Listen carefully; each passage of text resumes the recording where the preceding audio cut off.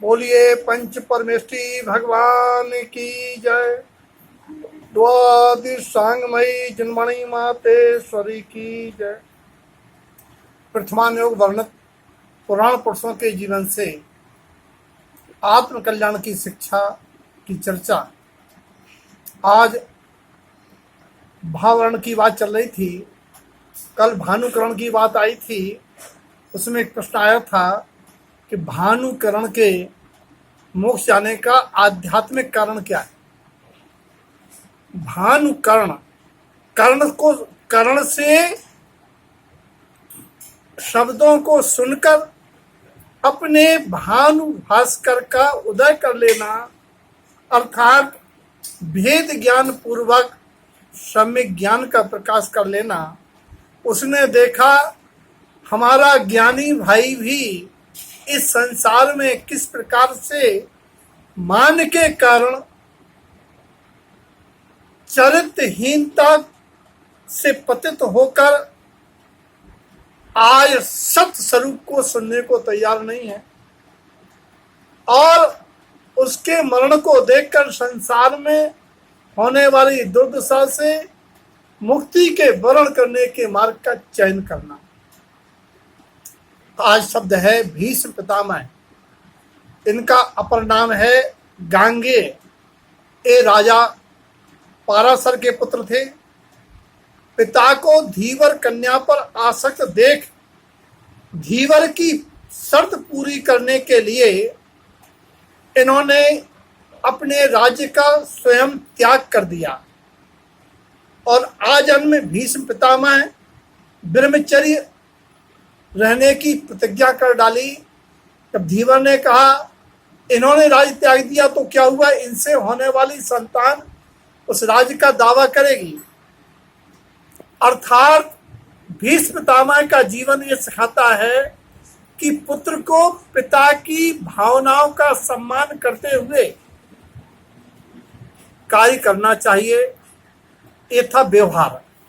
निश्चय में अवध ज्ञानी आचार्य श्रीमद जिन तारण स्वामी जी महाराज ने ममल पहाड़ ग्रंथ में 73 नंबर की संसर्ग 16 फूलना में ये दर्शाया है, अनादिकाल से आत्मा से संसर्ग हुए कर्मों को कृपा कर मुक्ति की प्राप्ति के लिए हे आत्मा, तू इन संसारी 16 नातों से निष्प्रहता पूर्वक आत्मा में 16 नातों का विचार कर इसके अंतर्गत पिता का स्वरूप क्या है। आचार्य कहते हैं बापम त्वम च पिता तीर्थ सुसमयम सार्धंति शुद्धात्मनम। पिता वह, पिता कहें बाप कहें, आत्मा का पिता वह है जो स्वयं की आत्मा में स्थित होने के लिए तीर्थ कहिए रत्न त्रय की साधना करता है। पुत्र क्या है? पुत्र में पूर्व विशेष उक्त सहजम सहजोपनीतम बुधई। पुत्र वह है जो पिता को धर्म के मार्ग में आरूढ़ करने के लिए जिनवाणी की 14 पूर्व के प्रमाण को रख करके स्थित कराए। पुत्र में परम स्वभाव शुद्ध सूर्यम। पुत्र व्यवहार में वह है जो पुरखों की आबरू की रक्षा करे, निश्चय में अपने परम पारिणामिक स्वभाव को प्रकट कर अपने शुद्धात्म स्वभाव में लीन होके कम्मम च निर्मूलनम, कर्मों को निर्मूल करने वाला। पुत्र में परम पदम तीर्थ कमलम विज्ञानम ज्ञानम सुरम। पुत्र वह है जो रतन त्रय की साधना पूर्वक परम पद की प्राप्ति करे।